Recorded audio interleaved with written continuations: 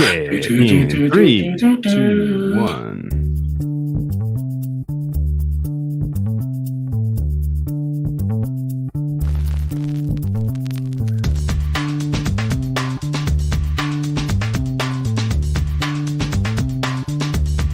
Welcome to the acclaimed podcast, The Deep Dive, featuring your esteemed hosts, Andy Monitor and Drew Dinzik, powered by BetSperts.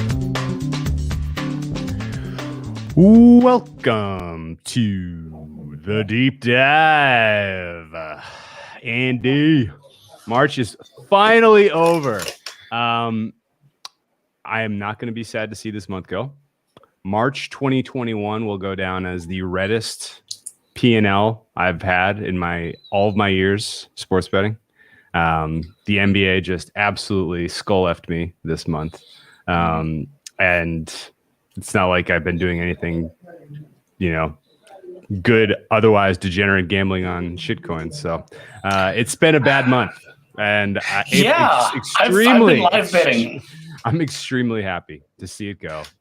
Usher in April. Same. And with that, we bring in not just the beautiful weather, the beautiful spring weather. It actually feels like summer here in Southern California. It's about 85 out. It's like 80. It's like 85 and like dry heat out today. Gonna, after this is done, might go down, take a little walk down by the beach. It's gonna start to really soak in the late evenings, which are starting to come around here. But with April, the good weather, the spring flowers, and of course baseball. We did a baseball pod last week. It was super fun. I think Andy was inspired to spend his entire weekend where he wasn't shrimp boiling, going through the annals to dig up data and to start handicapping baseball a little bit more aggressively. I don't blame you. I've been thinking about it too, and I don't expect to win, but I sure as heck think it would be fun to kind of get back involved in the sport of baseball from a betting standpoint. And so with that, we bring in a guy that knows an encyclopedia of knowledge about betting baseball, more than I know by a long shot. And, has been doing this. I'm just going to guess off the top of my head. This is Frank's 10th year betting baseball daily. And I also, maybe golf is kind of taken over as something you care more about from a betting perspective, but I'm going to guess baseball is still your true love. You popped your cherry kind of getting into the advanced playing space, betting baseball. Is all this true, Frank? Yeah, I would say maybe a little less than 10 years, 7 or 8 years. But let's round up. But it is 12. Will never be solved. It's the ultimate individual team game. It's not a team sport, and that makes it great from a stat perspective. What better than head-to-head sport? That's just surrounded by 9 guys who take their turn going through the lineup. It is a fascinating thing, and every year it gets a little bit tougher, and every year there's new numbers coming out and new matches coming out, and you have to sort through the weeds, and it's not easy, I'll tell you that, but you know how the grind is. I was similar to you, Drew, as basketball. NBA has been a nightmare for me. This is like the first year in 3 or 4 years where I don't know what to do. I'm at a loss, and like you said, I'm not doing anything different. It's just, I think with a lot of these COVID seasons are getting a little bit more random. Yeah, it wasn't a good month for anybody I know, really. I was going to say, like, yeah, I think my mic's on. You can't hear me? It doesn't sound as good as Frank. Are you just effing with me now? No. Who knows? Like, I had trouble with the mic yesterday. It's coming in through the camera again. It always does. All right, let's switch back to the. We want to hear your golden pipes, my man. All right, we bought these good microphones. Reed bought these good microphones. We're gonna use them. Listen to that. Sound a little better. Anyway, I've been for the most part just live betting through March, through this tournament, a lot of that, and it went okay. Except for UCLA games. I'm like, all right, Alabama's going to come back, right? Alabama, or at least Alabama's second half. Like, basically, I looked at it. I'm like, I had the under in that game too in a few live spots. I'm like, man, maybe I wish they would have missed that 3-pointer because the second half would have come through. Like, because I had some money line too, and I got greedy. I'm like, all right, motherfuckers, We're going to get the whole enchilada. They're going to win outright. I had them in a draw. I would have got more money as they advanced. I think they would have ended up going further, possibly even into the Final Four. I'd have got extra money for that. None of that came true. Shit my bracket. So suck at UCLA. You're an LA guy, but you're not really. You swam for Duke. I went to UCLA, dude. That's fair. I forgot you did some grad school there. And yeah, either way, suck at UCLA. And yeah, I'm on to baseball. And this was just something we joked about in the morning with Alex on Brown Bag Bets actually it was a comment in the chat, and we love you guys in the chat. You keep it spicy. But somebody said, "Hey, Andy, college basketball, there's not many games left. What are you going to bet now?" And in the summer, I dick around with golf. I do a little tennis. And I said, "Oh man, I have a daily show. I got to talk about something." And I said, and I just wrote, I had a list. I should find this list. I wrote down some stuff that wasn't going to happen. F1, esports. When I make a list, esports, but nobody's when I make a list, I exhaust every option when I make a list. And I kind of landed on baseball, and it's something we mentioned, and that's why I have been picking Frank's brain. It's why we brought him on today. It's something we mentioned in almost every podcast that we talk about evergreen style. When we start talking about modeling, when we start talking about getting into a new sport, we talk about breaking in some stuff. We say, hey, maybe you're not going to beat NBA sides or NFL sides, but maybe you can pick on some of these derivatives. Maybe you can pick on a prop. Find something that has the most anybody in their mind could possibly bet on. Something's like $250. Go beat that market first. Start with that. And that's 100% where I'm at. I'm not going to try to, and not only that, if you are betting an MLB seriously, a lot of people are getting into overnight lines. That's not super conducive for a noon show. Hey, here's what I bet last night. You want to talk about that? If it moved way against me or way for me. So I am kind of looking at props and derivatives, and I started to scrape some information, and I started to get, just picking Frank's brain about these. Everybody knows about the Moneyball shit and the Joe Pita book and all that, how we've come a long way from, it's funny how there's some awards that are still, man, that's a 20-win pitcher. Yeah. It's like how sacks are a quarterback stat and wins are not a pitching stat. So as I dug, I started getting into some of these stats, and it started freaking me out. So I started picking Frank's brain, and I had some interesting answers from him. Well, let's give Frank a better introduction here. We didn't really welcome onto the deep dive for the first time. We've both done enough videos with Frank. I feel like it slipped my mind. We've never actually had you as a guest on the deep dive, and that is on us. To be 350 episodes in and be welcoming you for the first time, I feels like is a mistake. And so we'll frame this a little better. Frank, of course, famously an Allegheny College pitcher from 2010 to 2013, famously. So I guess it wasn't fair for me to assume you've been betting baseball for 10 years, because everybody knows if you're a baseball player, you don't bet baseball. Everybody knows that. So of course you retire, your career comes to a glorious end. You pick up the screeching halt. You pick up the hat, put on the gambling hat, and you start to get serious about this. But no, Frank, you can find him at Real Frank Brank on Twitter. Got a solid old school follow. I think I've as long as I've been on, I've been following you, and I love your content. And I think it would be. It'd be worth talking a little bit about how you got started in baseball. When I think about my journey as kind of a football handicapper, the early days were bleak. They were bad. I'm embarrassed almost to even really reflect on them. Did you have sort of a similar growth as you kind of got into baseball betting, or did you just hit the ground running? Like, you know what, I can build statistical models. Like, let's get it on. I mean, baseball is the first thing you're going to try. I went to school for statistics. You get a math major at Allegheny. There's only like 17 of us. You get a math major from Allegheny, but you can emphasize a spot. So I was going to be an actuary, and moved to Knoxville chasing a girl that I now married, and they didn't have actuary jobs there. They're apparently only in Nashville. So sports betting was sort of my statistical getaway from my eventual job there of air emissions analysis for corporations, which was just awful. So baseball is the first thing you're going to try, right? I played baseball. There's a lot of stats. This was Moneyball, like central, right? Like that movie bringing a tear to my eye, not because of the movie, but because it was like, wow, look at these numbers, and this game is just garbage. It's the ultimate individual game, like I said.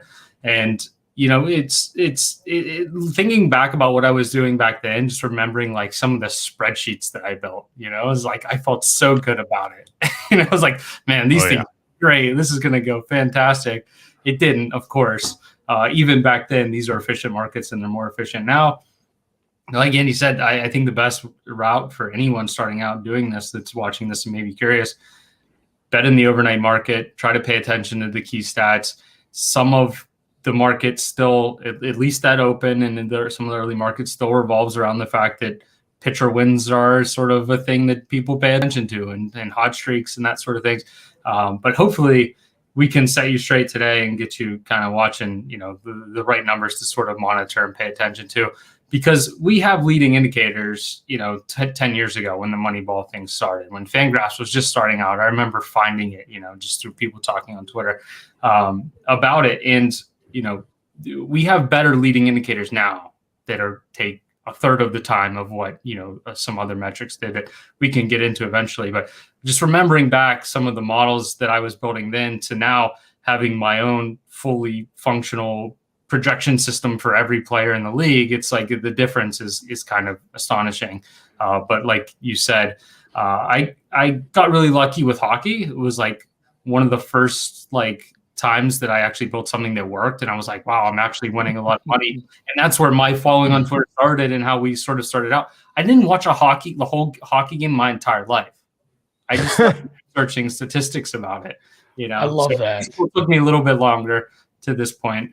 But that's like me in tennis, man. The first sport I regularly went at was tennis, and I think I watched some slams, but I definitely know definitely know 500 series clay tournaments in Eastern Europe. I definitely, yeah. So yeah, it's if you can track down one of those databases, though, yeah. The getting one right, especially after failing a few times, because you go through this thing where you learn something. You're like, oh, I'm going to take this and model. I think my first thing was learning about the Poisson distribution. Like, oh, well, certainly I can beat EPL totals with this. Like, that seems easy enough. Betting at Bovada, I remember because they had the most options. I was like, oh man, my model told me to take the 0-0 tie prop in every single match. I'm like, I'm sure this is working, but you have that first one, you have that inkling in your head, oh, I think I can do this. Then you fall on your face just spectacularly. But then after, if you stick with it, there's that one where it's like, oh shit, this is working. This has been working for a few months. This worked for a season. This is the best feeling in the world. Just seeing, and closing line value is not going to make a big appearance on this podcast. We'll touch on that in other evergreen episodes again. But when you start with a model or however you want to call it, power rankings, or you combine that and marry that with learning about the market and the market timing, and you start to watch 70%, 80% of your plays end up with positive line value where the market moves your way for the most part. My God, it's just it's like the 12-0 streak where you can't sleep because you're just giddy. That is a lot of fun. I haven't had that with baseball yet because I don't understand FIP. Yeah. I guess here's a question on that, in that vein. Is it, if as you kind of level up and as you go from a guy that's playing overnights, making numbers, trying to get in an early bet, moving the market a little bit, to, okay, well, I'm going to wait until limits go up. I'm wait till circles are off here. And, it's, I'm going to miss out on some stuff, but whatever, that's the cost of doing business. As you look back on sort of the phase one there, do you think that in general in baseball, the line moves from an opener till circles come off are always in the right direction? No. Mostly in the right direction? 50-50? Not 50-50. It's higher than average, but I don't think it's I think there's smarter money in the openers than in two directions than you think. I think there's people that fake the numbers. Actually, I know that there's people that fake the numbers because it's so cheap and easy for them to fake the numbers, or they suspect that this line is pretty egregious and we can wait, right? Like there's two sort of lines of thinking there. I will say that usually if there is a big enough edge, it doesn't get evaporated overnight. You might have some smaller ones get evaporated overnight, but that the biggest movements sort of come in the morning and 9 o'clock, 9:30, 10 o'clock, because what happens, at least in other sports that I know well, like hockey and some others, is people see what accounts are betting what, and then steam comes after what the steam was. Sometimes there is an option to fade just because of the steam chasers and some of the bots chasing in some sharp money or whatever it is. I don't tend to chase or try to fade big moves just because, unless it's really bad or maybe unless there was like a movement in the morning and then someone gets announced out, because a lot of the time that money doesn't really get reinvested against themselves. They sort of read it out. Sometimes there's some lineup opportunities. So no, I try to stay away in just a general rule in sports. Like if this number moves a lot, I had this happen to me in NBA like 3 times this year. Where I'm like, wow, that moved. I'm going to play this at noon. And then in like 30 minutes later, it's like, oh, KD's not playing, by the way. That happened to me.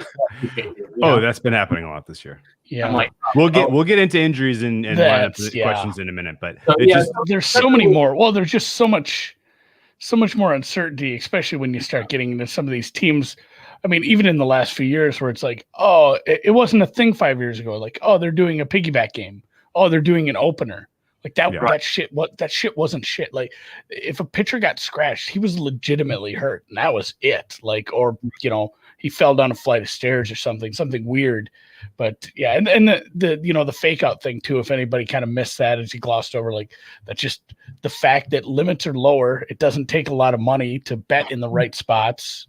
You bet in the right spots that appear on the board that everybody's looking at and be like, oh, everybody's betting on the Mets. And then there's people that, I mean, that's all they do is chase that.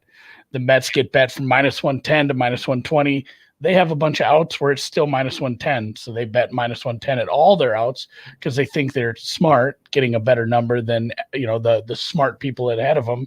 And then, more steam, it just begets more steam. Everything moves. All of a sudden the Mets are -130. And then the next day, the people who bet them in the beginning go heavy on the Phillies the other side at 50,000 a pop because that's what they really wanted, and they let the market take care of it. But that was one of the big. Can you tell when that's happening? Like, I guess that was going to be my question. Yeah, if you're evaluating the market at like your morning your time, you're getting up, you run your numbers, you made some guesstimates of who's going to be available, who's what the plan is. You run your numbers, you see the market move. Can you tell? Okay. These are some of the early players who are moving the openers, and they're largely using these indicators, and I can tell why those moved. This one moved, and I have no clue why. That's got to be a fake.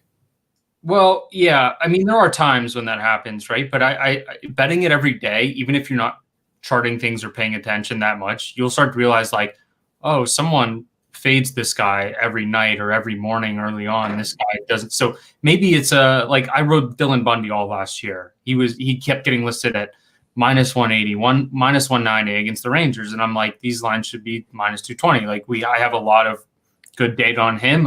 He's trending in the right way. And we sort of saw it at the end of the previous season, the end of 2019. And for some reason, he wouldn't take money in the morning ever. And I knew that the money was coming. It would just be like at 2 o'clock. So I don't know what the reason is for all of it, but a lot of the time there is specifically, a group or two that will only play after lineups, which is, in my opinion, kind of stupid, but I could not agree with you more. And they make money doing it. So I can't say it's complete now. I just think they're probably leaving money on the table to maybe, protect themselves a little bit. But no, there are times where you're like, how the hell is this happening? That's mostly early in the season, but there's certain players and pitchers, and it's mostly just starter. The starters have a higher variance and a quicker, reasonable way to say like, oh, this guy's improved over his last 5 starts. Whereas a hitter, you wouldn't say that he's gotten extremely better or worse over 5 games. Like we kind of know what the hitters are. It's really trying to pick out the pitchers. So it's weird how that sample size is so like it's actually it is a bigger sample size. I guess a pitcher pitches every pitch while he's out on during his outing, whereas a batter is only four times. But it's funny how that sample size is completely even the difference, the ratio of 4 at bats compared to going out there and throwing 90 pitches. It's way taken into account in a bigger sense, and it gets you thinking about just like what a different market this is. I think like Drew and I had this conversation, probably with Suma too. Like there was somebody fading or backing the Falcons. Was it backing the Falcons like every week for a couple weeks? Sure. I mean, and you would just see it like no matter what the number would open at, they were bound and determined that the Falcons numbers were opening wrong. And, in something like that, it's really noticeable, but this is so weird. It's not like you have 30 teams and you follow all their markets. You have 30 teams times X amount of starting pitchers. You got to follow the markets on essentially, I mean, it's like 150 teams really, plus, the scattered ass that they throw in there for, this guy's coming in for a spot start and the bullshit other stuff, like I said, with the piggyback and opener games. But like that's something, when I've talked baseball with you, you're always talking about that where, this is my guy. I value this pitcher more than the market right now. And if you're right, you're going to be right. And if you're wrong, you can only be wrong so long before you got to hop off that train. It's a lot more to pay attention to market wise. I'm going to do this again this year. I know I already looked at my rankings. I'm so screwed here. The Reds did this to me last year. They had the lowest. So we can get into some stats up. So this is a good example. We played 60 games last year. I probably bet the Reds like 25 times, right? Because I like some of their starters. I think their hitters are undervalued in my projection system, sort of favoring that. Maybe the monitors in Cincinnati are a little bit hot or something. I don't know what's going on. But I bet them a lot, and they didn't do well for me at all. I lost a lot of money betting the Reds, particularly a handful of starters for them. But if you sort of back up and look at it, they had the lowest BABIP in baseball, which is batting average on balls in play. So the average would typically conveniently be around 300, which is about what you would expect. Now, guys that hit the ball harder or guys that are really fast will put more balls in play. They'll get the first more often, right? Like that makes sense, right? They'll reach base because they're hitting the ball harder. Guys that hit a lot of tappers, a lot of ground balls will maybe have a lower BABIP. But the general rule is if you have someone or a team or a player or a pitcher that's extremely, outrunning that pace, unless they're doing something extreme, like Joey Gallo, for example, hits a ton of fly balls. So he's going to have a low BABIP because a lot of those balls are going to get caught. And home runs don't count in BABIP. So because they're not in play, they're out of play. So you start to look at him as a situation where there could be a situation where he has a super low BABIP in fact, most of the time he's going to have a super low BABIP. So, but you look at the Reds, they had like the second worst BABIP in team history.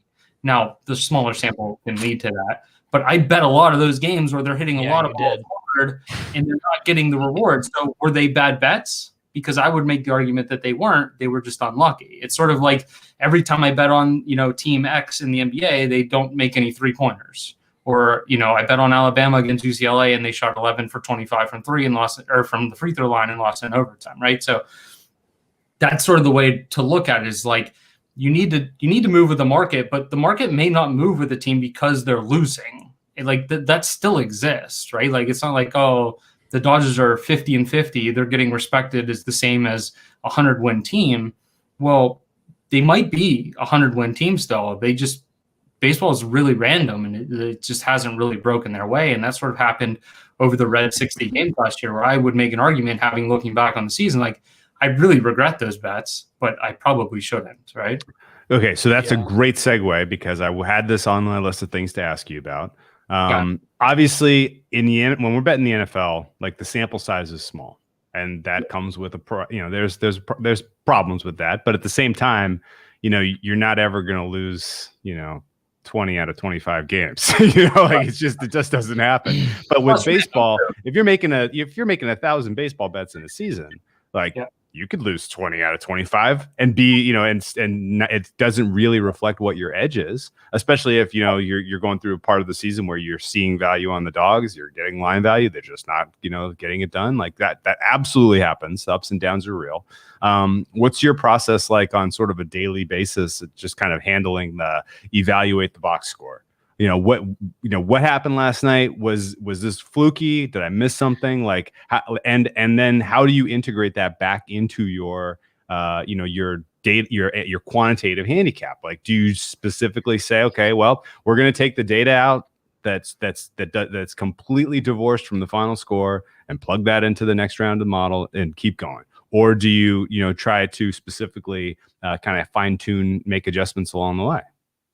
Yeah, so pick it real quick, Frank, too, because I had like the exact same question with a little bit more pitching focused. Like when we talked to Adam last week, and I've tried to take in some baseball content, I've seen a lot of people getting after this, like the stats, wherever they're getting these from, of like, here's what this pitcher's throwing right now. Here's this percentage of sliders, this percentage of splitters. And like, the same thing, except more pitcher focus. Like, is that a big part of it? It's like, because you can look at a box score and man, like hitting the ball can be kind of random. But if you can look at like, what a pitcher, like, is this pitcher making a marked change to what I projected him to be doing with his pitch selection, with, just maybe his best pitch. It's supposed to be his best pitch, and it's just getting teed off on right now. And is there some randomness to that over a real small sample? Yeah, so you're kind of referring to like the StatCast data, I guess. Yeah. Where that's sort of the new thing, and I do think that's the proper way. We've used these projection systems like Zips and Steamer that basically are like a weighted average over so many games, and then they take they have a stat called Steamer, really? Yeah. Okay. They started doing elections, actually. I think they started. That sounds about right. Okay. Yeah, it may have been something else, but I think they started out doing polling data. But I mean, you know how it is, Drew. Like if you can kind of predict things, it's sort of the same process, and whether you're doing elections and if you have the right data, a good data scientist can sort of put it together and figure it out, at least to some degree. But a lot of these traditional I don't want to speak to all of them because I don't know what all of them do, but a lot of the traditional ones like Steamer and Zips, they sort of take more of a weighted average over the last so many years, factor in some recent data, and then and then say, okay, this guy's how old? Okay, he's going to regress so X percent, right? And they sort of use that. And that was sort of the way, like, okay, everyone's going to use Steamer, and this is what the market's going to be. And the market was really tight, and Steamer was the best, and that's what we were going to use. A lot of people would start averaging them, and they called it depth charts. And I don't know why the reason for that, but Steamer and Zips were the main ones. And then they went to depth charts was just an average of the two. And obviously, okay, well, if you know math well enough, you have any two educated people and you average their opinions together, or 3 opinions or 10 opinions, the more you use, the better the crowdsource is, and the better the prediction is. That's what the closing line is, by the way, if you're just listening to this for the first time. That's an average of all of the smart people. Anyway. Right. Yeah. And it doesn't mean that one is right or wrong on a given day, but over the long period, right. That's what the closing line is. So the StatCast data is the new thing, and this has been going on for probably 3 years, and the data hasn't changed, but the way that I've perceived it, and to answer your question, Andy, the way that you sort of have to work is to be more reactive because the numbers are very, very stable very quickly. So what I mean by stable is that maybe in the past it would take half a season for FIP to be predictive, or half a season for it to be any inclination of what the guy is. And by FIP is just an ERA predictor. And that was sort of the king shit of all statistics for baseball for pitchers. This is this guy's FIP. This is what his ERA is going to trend to, no matter what it looks like right now. And it's true. And the beauty of baseball statistics and what Fangraphs has done is it has put in this standard for baseball stats that are very simple to understand, because the names are very technical, right? Fielding independent pitching, or expected fielding independent pitching, or like, what does that mean, right? If I just said that, it would be hard to decide. But all it did was look at a pitcher's home run rate, his strikeout rate, and his walk rate, and said, this is his ERA. That's beautiful from a stat side when it's predictive and it works. And you're like, this is so easy. A new one just came out. I just reading about it last week called strikes whiffs, which is they just shorten it to CSW. But that's literally what it is. How often a guy gets a called strike? How often does someone swing and miss at a pitch? And it predicts strikeout rate really well, you know, and it seems so simple, but it's such an easy stat to understand. I might have to scrub that part from the podcast, but go ahead. You can just throw it in and use it, right? Like these are all publicly available, very simple stats to put into, your model or however, even if you're just evaluating in your head to say, okay, these are predictive and useful. So my projection system very simply uses the StatCast data that Andy talks about, where we look at exit velocity and launch angle, and you can get very detailed information very quickly as to like, how hard is this guy getting hit? How often is he getting hit hard? And what angle is the ball coming off the bat at? Because someone that gets hit hard and gives up a lot of fly balls is going to give up a lot of home runs. So you can sort of figure that out, right? Is a lot of that stuff you say like, this is so predictive of, you said that whatever CWC, whatever it was pretty predictive of strikeouts. And then your FIP, your XFIP was pretty predictive of, over a big sample of a pitcher's ERA. Is it because of the sample? Like you just get such a fat, like how many starts does like, if a guy doesn't get hurt, they don't rest him late. What are you saying? Like 30 starts a year? Yeah. The 30 starts is like the benchmark for 30 starts. I don't like how many pitches does a guy on average, like if a guy doesn't suck, like on average 80, 23. Oh yeah. Like 80, it ends up 2,300 pitches a year or something. Okay. That's the number I was at. So yeah, the fact that a guy throws like 2,300 times, it's just such a decent sized sample for one person. That's what sucks about like it sucks about football is, so like a receiver isn't going to get the ball thrown to them 2,300 times. Like they're right. or like over their career, they're not. Yeah. But the randomness in baseball is much higher. So we need to be careful in that, like, you can. I don't know enough about like NFL stats to be honest, but I would imagine that a full season of like Aaron Rodgers passes are pretty good indication of like how good he is. Whereas baseball, at least for some of the stats like BABIP, it's just like it's going to regress, but like. It takes a long time for that to work out sometimes.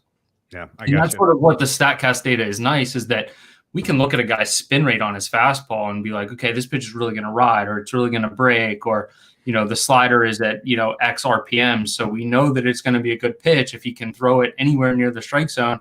But the one thing that it sort of, I think we get lost in the weeds on a little bit is sort of like a guy like Mitch Keller, who gets a lot. He's a Pirates guy, so I pay attention to some of his stuff more, and he's a prospect. He throws like really high spin rate pitches and doesn't walk that many people, but a high percentage of them are in the middle of the plate. So you look at someone like that and you're like, he's going to be really good. But if he keeps throwing pitches down the middle, he's going to keep giving up home runs. I don't care what the spin rate is, right? Like it doesn't really matter if the fastball, a 2-1 fastball goes down the middle. A Major League Baseball hitter is going to hit that over the fence, like a lot, too high of a percentage. So people are like, "Oh, why does Mitch Keller suck?" And it's like, well, he gets hit really fucking hard. He's got meatball. I think Drew could probably speak to this a little because it's college basketball too, but. You talk about the regression of something when you're seeing an outlier on a pitcher, on a team, on a pitcher versus a certain type of hitter. And it's like the NBA or college basketball thing where a team shoots like 70% from three for the first half. And, this has to regress. Well, it does, but it doesn't have to regress in the next 24 or 20 minutes. In reality, the most likely thing that's going to happen is that they're going to, play to their average. They're not going to play below it. There's not a makeup. There's not a makeup. You can't ever look in a forward sense and expect that. That's such a good point. I think people get lost on people is that, they're going to be dog shit pretty soon. It's like, no. Here comes the regression. They're going to start sucking. I know it. They have to. They've been too good. That's not how it works, right? Yeah. If they shoot an infinite amount of 3-pointers, they're going to make 45% of them, not 70%. Let's dial in on this a little bit more specifically and get in, because I get the sense that you're macro in general. Do you ever get micro when it comes to a given player and there are certain situational factors? Like you're probably predicting a range of outcomes, I'm guessing, for every player, and you're combining them all in a statistically rigorous way to get your price. Right. Your median can be your season-long median. It can be some, median that's based on the last 5 times out, decaying, or like the last 20 times, but we're going to upweight the last 5 and the last 10, and you're going to time decay it, so you can kind of catch some guys heating up, cooling off, sort of, improving. You can get that directly out of the data. You don't have to be reading every blog and going through the StatCast one by one to see what guys are doing. You can do that in other ways. Right. That's for sure going to affect your median projection. But then do you ever get even more micro where you're like, okay, this guy is giving up a lot of hard hits, and what do you know? He is playing now in a weather environment that is not great. Like if he's going to have a 16th percentile performance, this is probably the spot. Right. And or, this guy, he's been throwing the ball well. He's not getting the strike calls. He's all of a sudden they're pairing him with a catcher who's especially good at pitch framing. This is the time he's going to perform at the 95th percentile level. Like, are you ever making micro adjustments like that on a player level basis before you integrate it into your price? And do you think those angles are fragile? Somebody figures out about weather, that gets wiped out pretty quick. Somebody figures out about pitch framing, that gets wiped out pretty quick. The answer to this should be behind a paywall. Like we should almost take a 5-second pause so I can clip this and hide it. Well, you brought up 3 things there that are probably worth touching on. Is that over the years, because the data has been very predictive, but if I'm looking at some older statistics, and it feels weird to say it's older statistics like FIP, who a lot of people watching this are probably confused what I'm talking about, but FIP, like I said earlier, rewind and watch it, home runs, strikeouts, and walks. It takes a while to stabilize, and by a while, like half a season, whereas now you have to be super reactive because there's smart people out there watching the spin rates of every guy's breaking ball. Trevor Bauer said 2 years ago, "Oh, I could add 600 revs to my curveballs like Garrett Cole did." People are crediting inside the Yankees for transferring Garrett Cole into what he is, and Trevor Bauer, who has a beef with Garrett Cole since they played at UCLA together, and were the 1-2 there, and got drafted first and third. He's kind of said oh, he must be cheating, right? Like he's putting in, which probably 75% of the pitchers do. And Trevor Bauer said, "Oh, I could do that." And last year, Trevor Bauer pitched great despite having a pretty average season, average career for a number 3 draft pick pitcher who's supposed to be really good. He had good and bad seasons in that mix for Cleveland, and he picked 600 revs up on his breaking ball, and everyone was like, "Okay, well, he must be cheating, right?" Okay, well, he told us he could do it, and now he did it, and now he has this big contract, and he's pitching for the Dodgers, and great.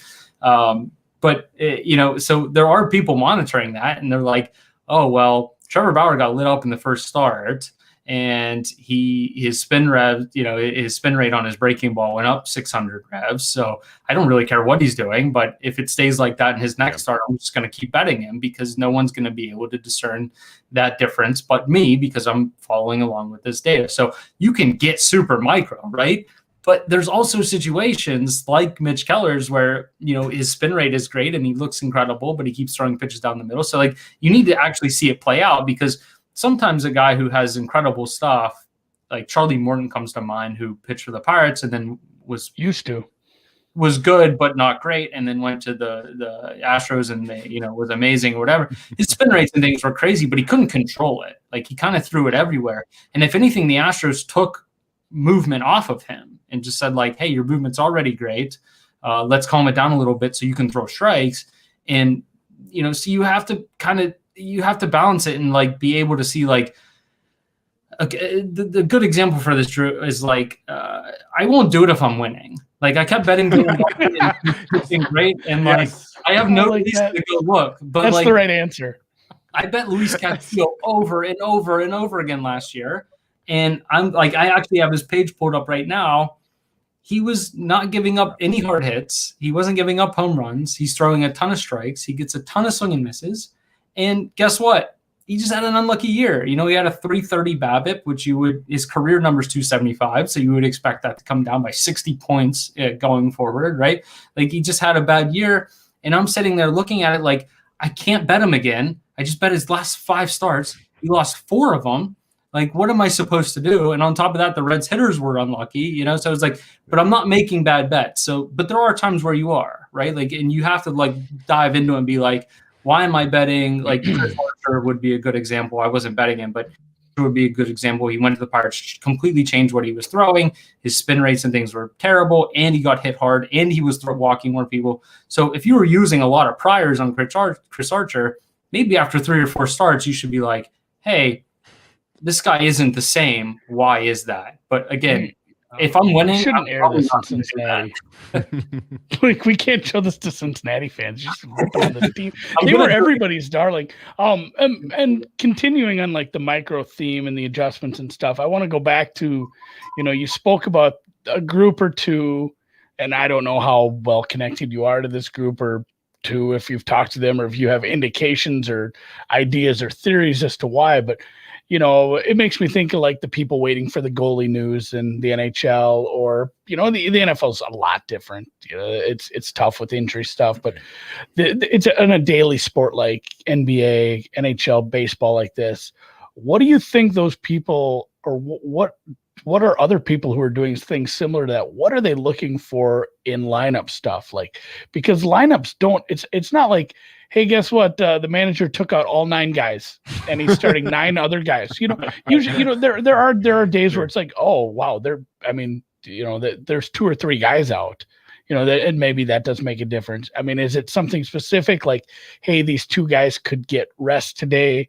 They're lefties. Lefties rake against this opposing starter. If they're going to put in some shittier lefties or some righties, then maybe it's not a bet. Like, is it something real specific like that to the opposing pitcher, or what are they looking at that they absolutely have to wait for lineups? I can only think of 2 things in that: maybe limiting their outlay, which doesn't make much sense because I don't have connections to these people. I've heard through other smart people that, hey, these people wait till lineups come out the bet, and that's maybe why you don't see Dylan Bundy getting line movement until 2 p.m. or something like that.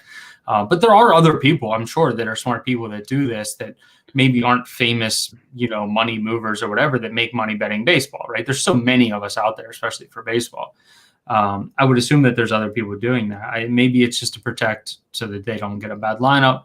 Maybe it's because they're too lazy to really protect lineups and they don't really trust other sources to do it. Each night, it doesn't have to be lazy. They could just be so good that they're like, fuck it. I don't care, right? Like, why would I spend resources doing teams? Like, each night I go through lineups, right? Like, that's every night for the next 6 months. I will go through lineups and make sure that I scrape lineups, but like, how do I know? How do I know that I trust that source, right? And I have like 2 or 3 different sources, but you just can't trust, because I've been bit so many times where you're like, oh, where did I get this edge? Oh, it's because they misspelled, Gregory Polanco in their data, or they changed it to Greg, and now my scraper's broken, right? Like, so I have ways to control for that. Like Alexander Noren. Yeah, Alex. Oh my God, he's Alex everywhere. Does he go by anything else? Yeah, I don't know. But it's like, you just don't know. So like, I have to go through every team. Some teams have catcher specific things going on, like certain pitcher will only throw to a certain catcher, and that makes a big difference, because not only are some catchers really bad hitters, some are defensive wizards. And there was some big stuff that came out last year about, catchers are way more important on the defensive side than we think. So now I will say that smart people have known that for a while, but it's finally come out to be true. And the market was definitely more reactive to catchers last year. So there's reactive. Yeah, I think so. I think it's really hard not to double count. I'll just put it that way without getting like too crazy. In my opinion, it's really hard because they also, in part of the catchers coming out, it was like, oh, these pitchers are also friendly to pitch framing, or like they don't throw a lot of balls in the dirt or whatever. So it's definitely a 2-man game. And having played the sport, and I hate that I'm going to say this because I hear other people say very cliche things about golf, and I hear people say very cliche things about baseball and whatever. But having played the sport, I know that there's catchers that just preferred to catch me, and I know that I preferred to throw to certain guys. And sometimes that didn't match, right? Like sometimes it wasn't the same guy. So it can be sort of like a very much a relationship thing going on there. Yeah. Dude, the Red Sox had to pull Doug Mirabelli out of retirement or something to catch Wakefield because, I mean, obviously, that's a unique situation because Wakefield threw a knuckleball. But like nobody else could possibly freaking do it. But on a really that's a huge like macro level, right? On a like super micro level, there might be a catcher that just like doesn't like the way the fastball comes out of somebody's hand and has a hard time framing it. Like that's a realistic thing that could happen, right? And that's a pitch you throw 60% of the time, 65% of the time for some guys. So it could be, something like that going on for certain guys. But the way that I look at it, and the way that I think the easiest way to look at it is like it has to play out in the data eventually. Right? It has to play out in the fact that he's getting hit harder, or he's doing better from an exit velocity standpoint, or he's getting more ground balls, or he's getting more strikeouts. Like at the end of the day, the data will play out. And if we use really quick leading indicators that stabilize quickly, we'll know if that's making a difference regardless. Yep. Okay. That all checks out. Come back to double counting eventually. Quick question for you, because this is similar to what I go through or at least I have over the last handful of years in the NBA. Game 1 and game 60, they're not the same.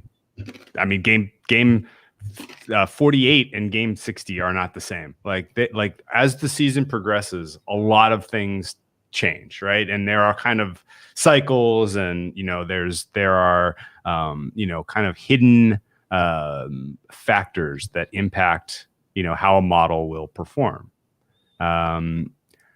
Almost certainly, like if you can kind of get your hands too involved and be a little too hands-on,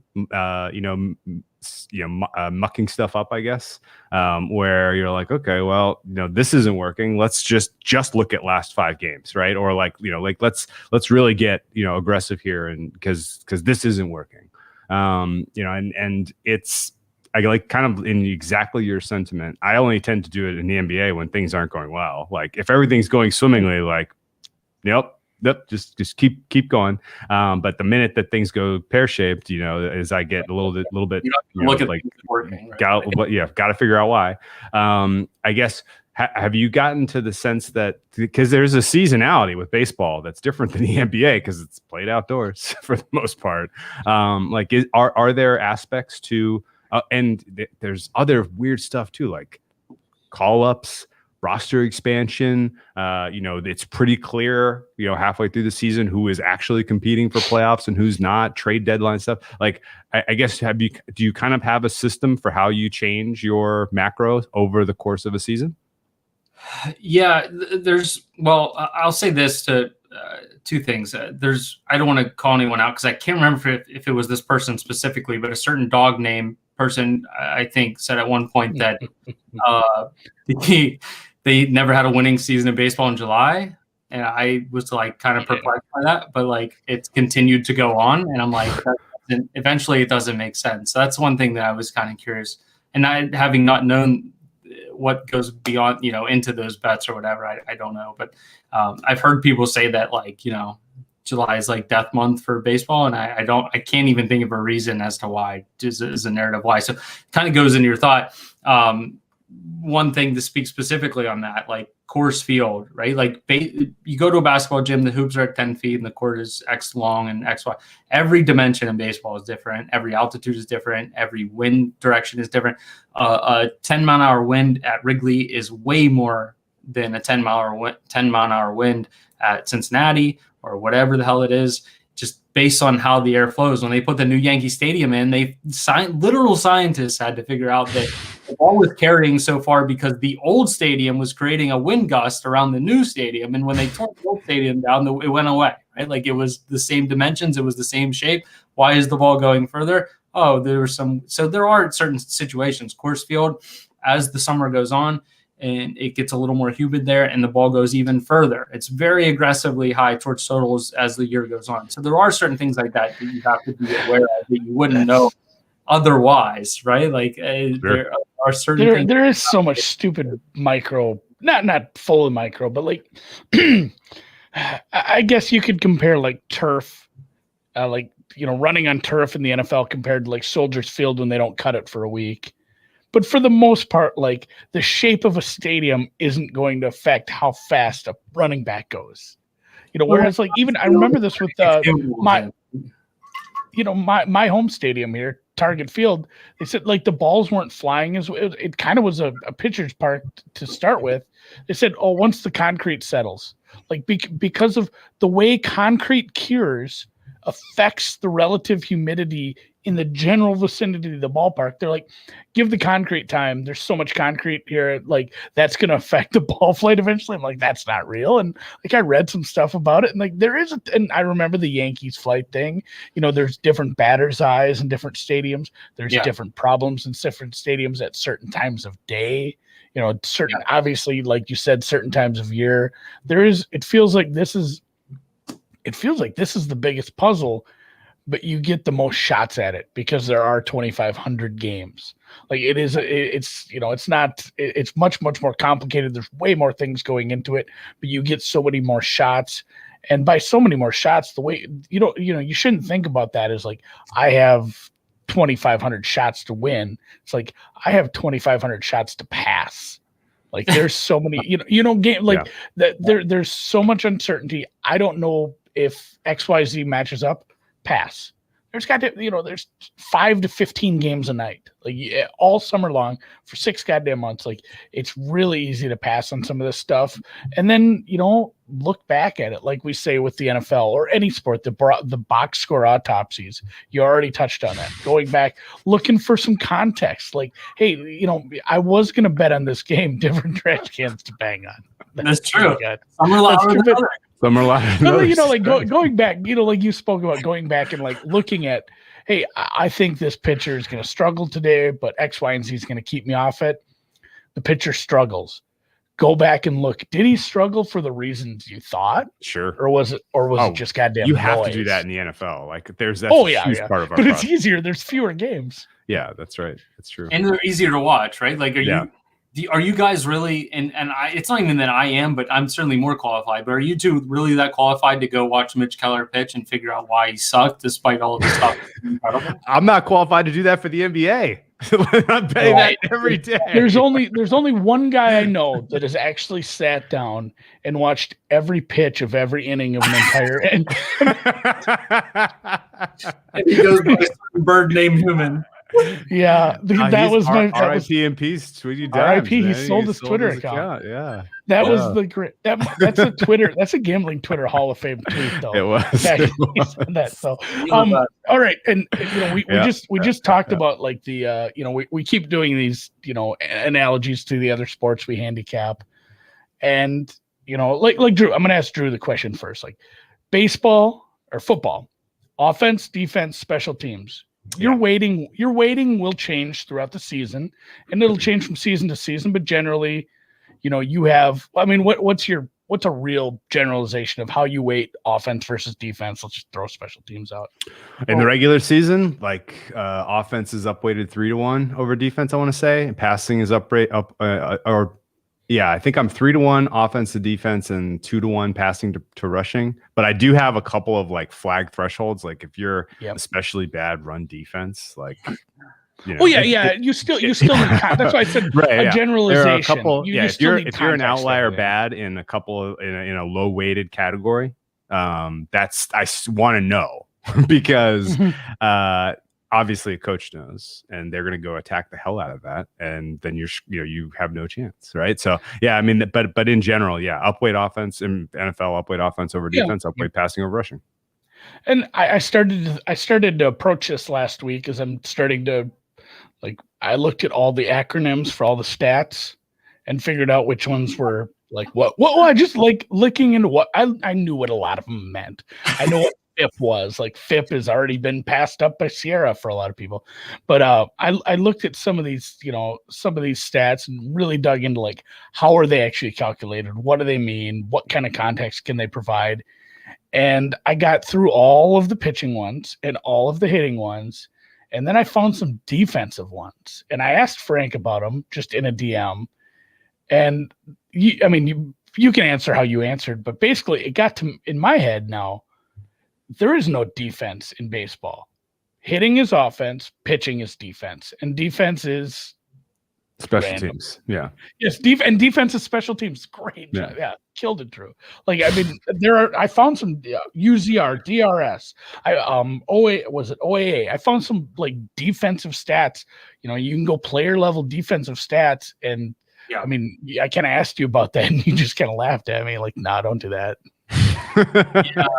It's not great. I like the defensive stats is probably the most important, and maybe this is information the teams have that we don't, but you're almost better off watching than gathering anything from stats, in my opinion. Anyone that knows it, that has played baseball, or even at a high school level, could watch a game and be like, that guy can play defense and this guy can't play defense. Or this guy looks slow in the field. There's guys that just have slow game speed that might run really fast, right? Like that don't react quick to balls in play. And you'll pick up on that as the season goes on. But the defensive stats, I don't want to say they're not worth it. It's just they take 3 years to stabilize. Like they're so hard because there are times I pitched, I played every position on the field besides catcher pretty much, and I did catch some at some point. I will tell you that there are times that you go 3 games with the ball coming to you. You know, like there are times where you stand out there for 15 minutes and nothing happens in a doubleheader. You know, unless at first base you get balls thrown at you, but sometimes they don't ever get hit at you, or you don't have a chance to make play. Sometimes in the outfield, you run around a lot, but you don't have a chance, right? So that's why it takes so long. And we have these different metrics now, and I'm sure a lot of you have seen the StatCast broadcast where they're like, oh, route efficiency and this and that, but like, how does it really translate and how predictive is it? Like, oh, you saw Puig ran a great route there. Like, what does it again? Well, we don't really know those answers yet, and I do think we'll get there one day. But I sort of hypothesized this at times with actually talking to some Fangraphs guys when it was a little bit smaller, and that when we saw teams like the Giants who didn't look very good on paper and the Royals who weren't good at all on paper, and they were going to the World Series so frequently and had great defenders all over the field, it's like, is this the new inefficiency? You know, like what's going on? Why do they keep winning other than like good luck? You know, are the teams hitting the ball really hard, or is the reciprocal effect of that being that they're creating more outs than the other teams are doing? And we saw this with the Pirates started the shifting revolution. They started the catcher framing revolution. And maybe we're undervaluing defense because the overall thought in baseball was that the defensive metrics are too high. They don't mean that much. You know, we can't really predict them. But if we could, I wonder if the teams are already doing this. I would think that they're not. But you wonder if it's just behind, like, because it's so much more difficult than, like, you know, measuring where a pitch, because a pitch is going in the general direction of the plate every time, and a ball's going to go the opposite direction. You can do a lot with that. Whereas defense, it's almost like, you know, XG in hockey or soccer, like that stuff sucked to begin with. It was the right idea, but like they didn't put enough context to it at first. Like, you know, they weren't really figuring out what the actual chance of that shot going in was. Like those numbers were just bad. From how I understand, like soccer people tell me, like XG has come a long way. There's a lot of companies that do a lot better job with XG because you need to contextualize the shot. Because a shot on goal is such a shit stat for hockey and soccer. It's like, you know, it slowly slid towards the goalie and he picked it up. Like that's, you know, a shot on goal, whatever. Or it's the same thing. You talk about these balls that are getting hit. Now that they have the StatCast data, they're doing the player movement tracking, and maybe some of these teams do have some advanced stats that we have no idea about yet. But like that's what you need to get a lot more context to it, because you can have a bunch of bunnies hit to you at second base, where you take 2 steps and just do a soft toss to first baseman, and it you know, and way back what were you doing, like error rate, you know, was that the original? Just like, you know, what are you gonna do with that? So I think maybe where you have my head is like defensive stats are just a couple years away.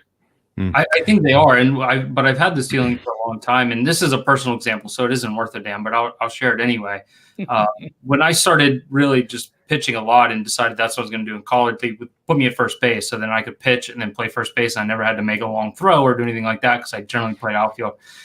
Our outfielders are getting killed, and I went out in the outfield and played right field. And the first game back from like probably 15 games of not being in the outfield, there's balls in the gap. I make this diving catch, perfect route, like everything was perfect.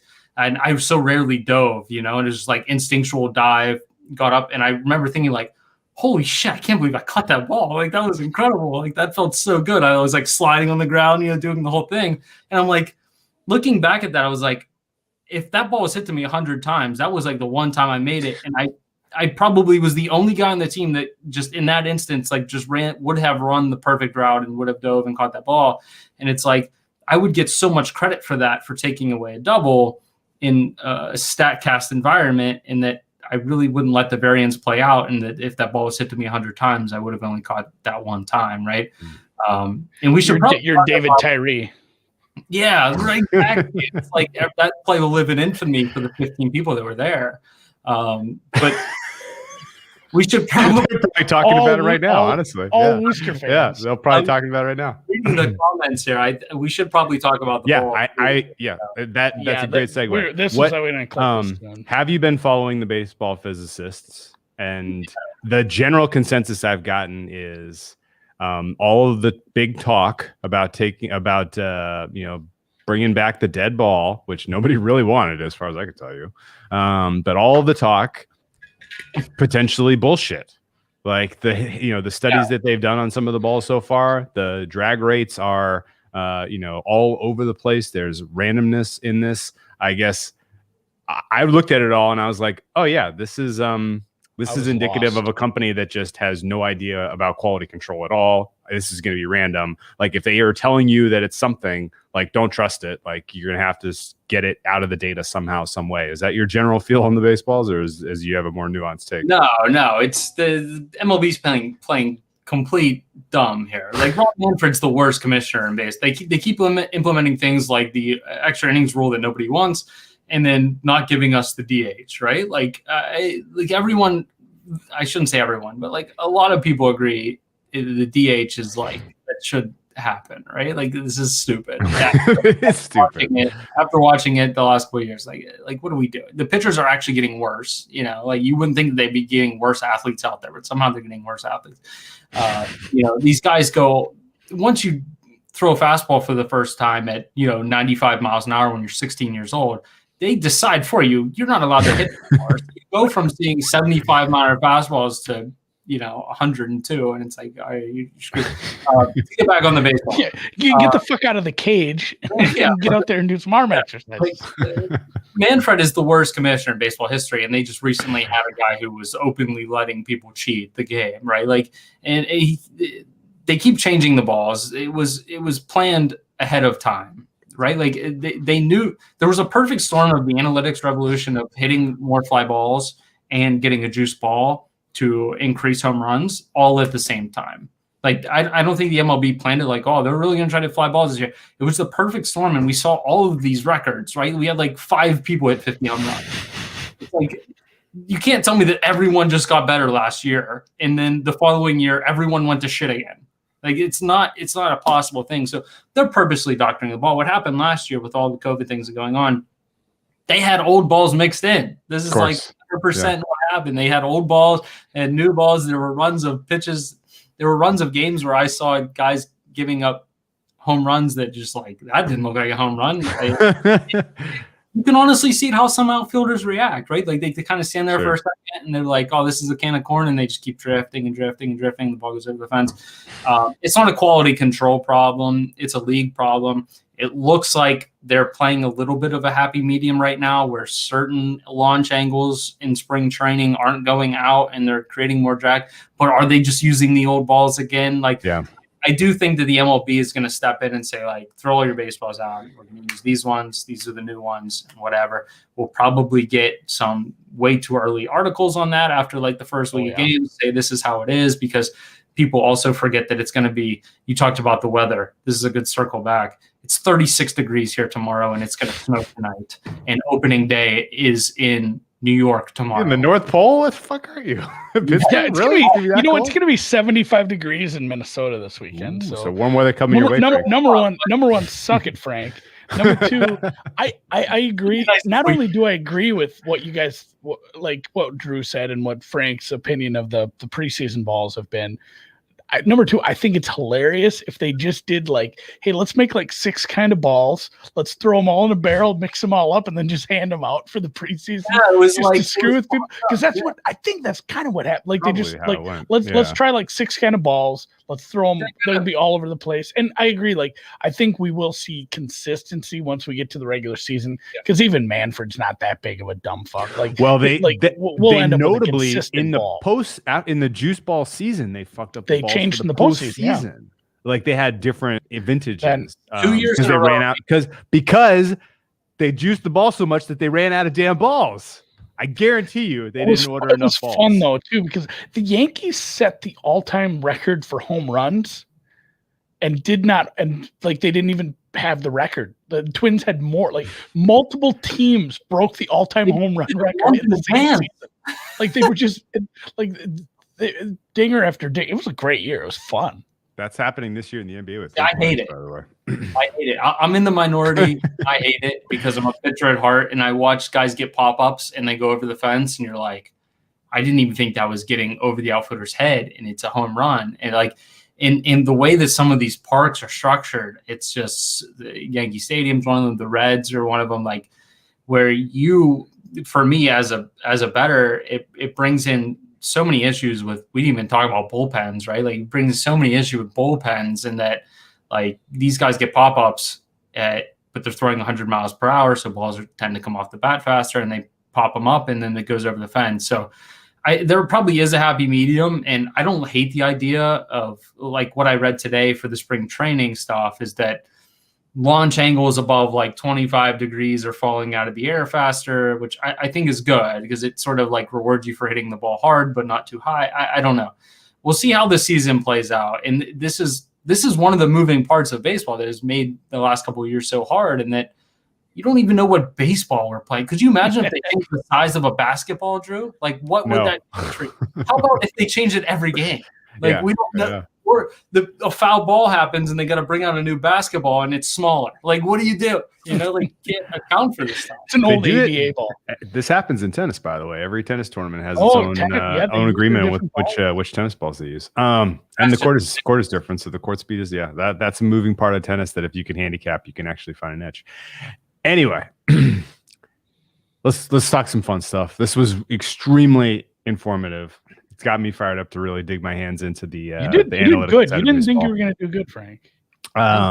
What's your favorite way to watch a ball game aside from being there live? Illegal stream. No, I mean, do you seek out like a specific broadcaster? Like, if you watch enough NBA, like. Some teams you want to, if you bet on a certain team, you're not going to watch the broadcast with that team's announcers because you know they're trash. I'm not going to call anyone out by name. So you're just like, oh, I'll watch the total, the court sounds version of this and completely, divorce myself from this. But I mean, do you seek out certain broadcast teams? Do you like watching on your computer? What's your go-to move for watching ball? At one point, I probably watched almost 100% of the Pirates games. I probably watched 12% of them last year. Their broadcasters are historically terrible. So anything else that I watch, I think I appreciate more. Well, the funny thing is that, this is a long story. When I lived in Knoxville, they got the Reds games.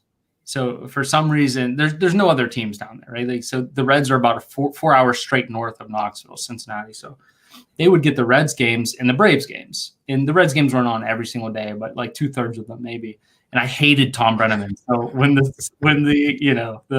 stuff came out with him, I was like, this is perfect.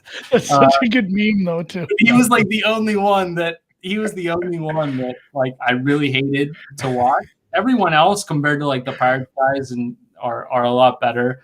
I will say, just because the Pirates guys are so old school, and it's like I appreciated them at first, but now that I've gotten, I'm like, man, these guys are just so lost, and so lost to the world of this living out there. And there are other broadcasters that are quite good. So what I usually do, I'll typically watch the Pirates game or something, and then just play I'll stream the best pitching matchups. I try to stay away from watching too much of what I bet on, which sounds a little bit counterintuitive.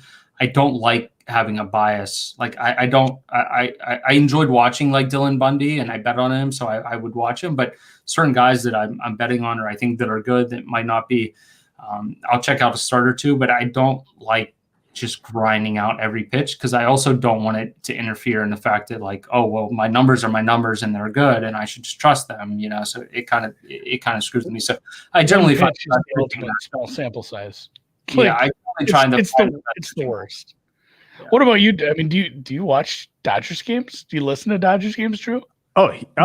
Listen, I love a radio call. Oh my god! Yeah. Oh my god! So good. I found out my Bluetooth, like the Bluetooth channel, or my little Bluetooth thing that we bring outside when we have like bonfires or we're working in the garden. Like it just it's nice because it's real portable. I figured out that I accidentally hit a button and I found I had like AM and FM radio on it. I'm like, oh shit, yeah, because I hadn't done that for a while, and I'd been doing it on like my phone, the fancy streaming radio, but I actually went and found, because the Twins too, we were blessed for like, I don't know, 40 years. We had Herb Carneal. Like I think he started the second year the Twins were a team and then like retired like 10 years ago. But Dan Gladden, if you remember Dan Gladden from the early 90s Twins team, he does a really good job. So we have a really good radio team on the Treasure Island network of channels here, because we have a casino called Treasure Island. So like I love my hammock and the Twins game, even if I don't have money on it or give a shit. Like that's the right way to do it. I feel in betting, this is an old school trick for betting. Weirdly, for betting tennis, I bet you it works for baseball too. But the radio broadcast, because they have to describe things in a way that paints a picture, you're gonna pick up more than you're gonna pick up from watching the TV broadcast. The TV broadcast has a lot of silence. They let the game breathe, but listening to people describe what's happening, you absolutely do pick up nuggets that are sometimes valuable. So I love a good radio call. He's the right guy. The Pirates guys rotate, and they recently got Joe Block, who's great. He's like a new school guy, but his style is very. I've heard of Joe Buck before. Joe Block, yeah, he's great. Oh, Joe Block. Oh, sorry. It's not Joe Block. Joe Block. And you need the guy that describes the jerseys, right? Like the black jersey with the gold trim today. Yeah, like the pinstripes, they go all the way down the sea. They like describe it down to a T, just because your imagination, right, is always better than the real thing. Like your imagination with a good broadcaster, what you're envisioning, it's like reading a book almost. Like it's always better than what is actually happening in front of you, right? Like there's people spitting on the broadcast with seeds all over them, and people throwing cups on the ground, and like you don't see any of that stuff. You just envisioning the game in front of you as like this beautiful happening thing, like you're sitting in the stands, and it's different than watching it on TV. I agree with you. Sometimes I will just put the broadcast on, and I just love listening to the radio guys. But the Pirates guys rotate, so there's two guys that are awful, and then there's two guys that I try to listen to. I like it. All right. Well, let's wrap it up here. This was extremely informative. Where can people find you on the Twitter sphere? And there it is, @RealFrankBrank. Really easy. Every time I go try to find you, I type in Frank, and it's like you're shadow banned or something, because it doesn't come up right away. You got to type in Real Frank Brank. I've probably been shadow banned by Twitter because QAnon. No, they probably go straight to Real Frank Banks, which I'm not associated. He's a DJ from Cleveland. He's a great musician. I would offer your services to him. He's great. But yeah, Real Frank Brank. I contribute for EliteSportsBetting.com. We do free videos like this every single day. We're actually going to be doing a video every morning for baseball season. It's Tommy G's fault for sure. For sure. I probably am shadow banned. Yeah, I wouldn't follow me, but like every time I do these videos, you guys want to follow along with me. I'll mostly be annoying and trolling, but I will probably tweet some useful baseball things as the year goes on. Cool, man. All right. Well, March going out like a lamb. The Miami Heat come back from just an awful first half performance. To start the third quarter, they gave up a 13-0 run to the Indiana Pacers. We need it. Does not matter. Does not matter. They get it back. They were going to win by, it looks like, about 7. That line was 1.5. Inexplicably. This is March going out like a lamb. Thank God. Hopefully April is good. And just in general for futures, I need this one. Oh yeah, same. All right, well that'll do it for us. Frank, thank you so much for your time. Absolutely appreciate it. Love talking baseball with you. We'll try to get you back on later on in the season as we get into the meat and talk about the storylines that are gripping the baseball handicapping community, because surely there'll be some, I assume. We should do a full ideal gas law episode. Why does he maybe matter? Yes. Tennis and baseball. It's confusing. Yeah, it is. Frank, thanks for the time. You've been great. Everybody loved it. Yep. The comment section loved you. Best of luck this season. Good karma on you for coming on the deep dive and teaching the people about handicapping baseball. They'll take a lot away from this episode. So that's all the karma you need for a winning season in my book. Yep, it was very, very good. Patrick knows. With that, we'll sign off and we'll catch you guys on Monday. Best of luck in the Andy. Stay pooning. Yeah, we're gonna go before the natty on Monday. Yeah, our normal broadcast time, if you're listening to this and you do like to follow along live on YouTube or Twitch or whatever, our normal broadcast time is kind of right on the ass of the national title game. Not only for you guys, we want to watch that. I'd like to see how the Zags do against Houston. So we'll go a little earlier. We're going to go at 6 Eastern, 3 Pacific? Yeah.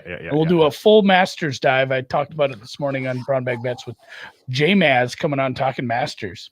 Can't wait. All right. Best of luck, guys. Nice work. Stay pooning. That was fun, man. I thought it was good. I'm kind of jacked for baseball. You got any plays tomorrow, Andy? No, you don't. You can't play the first day. You don't play the first day. You don't play. This is Patrick P. Sounds like a ratings battle to me. Deep dive versus the National. And if it's Houston, it's going to be a 10-point spread.